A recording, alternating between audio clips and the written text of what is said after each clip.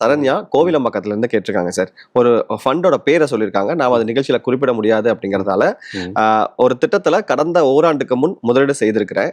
இப்போது 10% மைனஸில் அந்த வருமானம் இருக்கு அப்படின்னு சொல்லியிருக்காங்க. இந்த ஃபண்ட் முதலீட்டை தொடரலாமா, அதிலிருந்து வெளியேறி விடலாமா? என் முதலீட்டு காலம் 5 ஆண்டுகள் அப்படின்னு அவங்க குறிப்பிட்டிருக்காங்க. அது என்ன ஃபண்டுன்னு உங்களுக்கு தெரியும். ஸோ ஏன் அப்படின்னா எனிதிங் மியூச்சுவல் ஃபண்டில் எஸ்ஐபியாகவும் இருக்கட்டும், ஒன் டைமாகவும் இருக்கட்டும், அதை ஸ்டார்ட் பண்ணால் அட்லீஸ்ட் ஒரு 5 வருஷத்துக்கு அதை தொடர்ந்தால் தான் அது நல்ல ரிட்டர்னை கொடுக்கும். ஸோ இவங்க ஸ்டார்ட் பண்ண சொல்ல போனால் 1 வருஷம் தான் சொல்லியிருக்காங்க. 1 வருஷத்தில் அவ்வளோ பெரிய ரிட்டர்ன் தராது.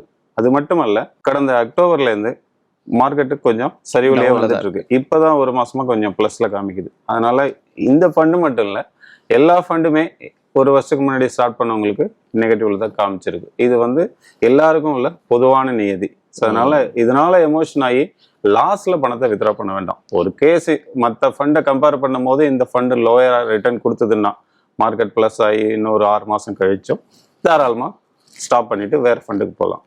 அதர்வைஸ் எல்லா ஃபண்டுமே 1 இயர் ஆரம்பிச்சது இதே ரிட்டர்ன் தரதுனால இப்போதைக்கு அந்த எமோஷனல் டெசிஷன் எதுவும் எடுக்காம இருக்கிறது நல்லது.